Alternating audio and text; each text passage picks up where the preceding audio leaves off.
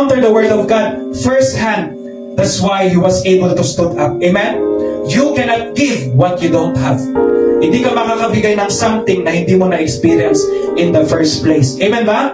So tingnan niyo po sa Proverbs 18:21. Ano ka-importante ang ating tongue? The tongue has the power of life and death. Pwede po natin basahin ng Proverbs 18:21 ng malakas. Go.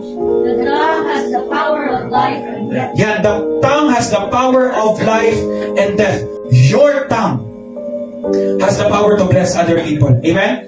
Your tongue has the power to affirm other people. Your tongue has the power to encourage other people. Your tongue has the power to encourage people to bring out their potential. Your tongue has the power to encourage people to pursue their dreams. Tama? No? To pursue their desires in life. But the same tongue that encourages, blesses, and affirms is the same tongue that can destroy people's lives. Are you still with me? The same tongue that bless other people is the same tongue that can kill their desires and their purpose in life. No? The same tongue na nag-bless sa ibang tao is the same tongue that can make other people commit suicide.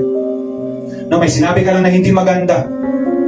Tapos because of that, grabe yung pain. A person might commit suicide. Pero sa atin ng mga Christian na natutunan ng salita ng Panginoon, suicidal is not a thing for us. Hindi ang part sa atin as a Christian. Tama ba? Kasi alam natin na kahit problema, yan ang pinagdaanan mo, alam mo na ang Panginoon nandiyan pa rin sa iyo. Amen? Ma-apply niyan kahit sa aspect ng buhay niyo. Amen ba? No? Sa bahay niyo, sa relationship niyo, sa pamilya niyo, sa office niyo, sa school niyo. If you will always respond in a gentle way, it will turn away wrath or anger. Pero po, if you will respond in a harsh word, ano mangyayari? It will stir up anger. So question po, how can you use your voice this week? This week para sa ibang tao? To encourage or to bless other people?